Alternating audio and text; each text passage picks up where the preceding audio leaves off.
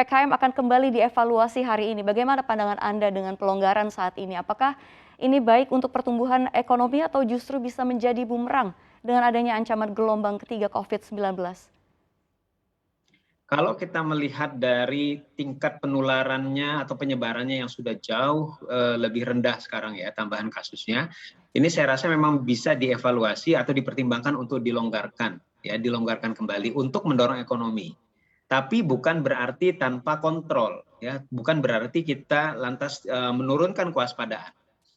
Saya rasa PPKM tetap mesti harus dipertahankan, hanya saja levelnya yang diturunkan, begitu ya. Kalau kita melihat dari kondisi yang ada, jadi tetap ada kontrol, tetap ada mekanisme gas rem itu mesti harus ada ya. Jadi prokesnya tetap harus dijalankan, karena seperti tadi disampaikan, kalau kita melihat di negara-negara yang lain, banyak sekali contoh sebetulnya bukan hanya Singapura, tapi juga Malaysia, Thailand, Korea itu sudah banyak juga yang kemudian setelah berhasil mengendalikan pandemi, kemudian ada lagi gelombang susulan ya, atau meningkat kembali kasusnya. Jadi artinya sepanjang pandemi ini masih ada, ini potensi untuk kemudian akan ada peningkatan kasus kembali itu masih sangat relatif besar kemungkinannya. Jadi harus ada mekanisme kontrol tetap dijalankan. Nah, jadi saya rasa saya setuju untuk kemudian ada pelonggaran dalam artian PPKM yang levelnya kemudian diturunkan. Nah, tapi nanti kemudian tetap harus menjalankan standar-standar atau prokes yang harus harus dilakukan oleh masyarakat. Nah, apakah kemudian nanti akan berdampak kepada peningkatan kasus kemudian dilonggarkan? Tentu saja ini tadi yang saya katakan ada kemungkinan itu terjadi.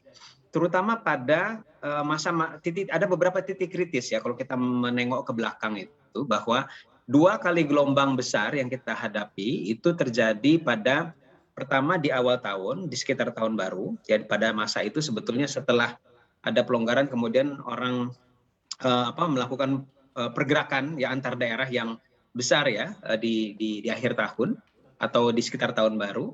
Nah, lalu yang kedua juga kurang lebih sama, yaitu pada masa di mana terjadi pergerakan besar masyarakat di momen Lebaran. Ya, jadi itu 2 gelombang itu. Jadi 2 titik kritis ini yang saya rasa, atau 2 momen ini yang harus dijaga, karena ini yang kemungkinan besar akan kalau tidak diwaspadai atau tidak betul-betul ditingkatkan kontrolnya, ini akan berpotensi besar untuk meningkatkan kembali kasusnya.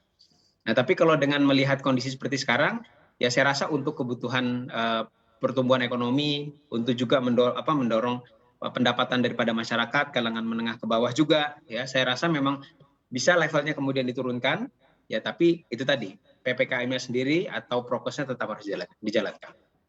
Untuk informasi lebih lengkap dan berita terkait, klik link di deskripsi. Jangan lupa untuk install aplikasi CNBC Indonesia di App Store dan Play Store. Jangan lupa untuk subscribe ya!